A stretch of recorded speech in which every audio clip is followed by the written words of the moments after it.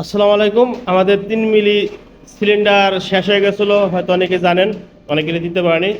তো ইনশাল্লাহ আগামীকাল থেকে আবার আমাদের 3 মিলি সিলিন্ডারের কাজ শুরু হবে। 3 মিলি থিকনেসের সিলিন্ডার, আপনার 5 লিটার এবং 6 লিটারের কাজ শুরু হবে।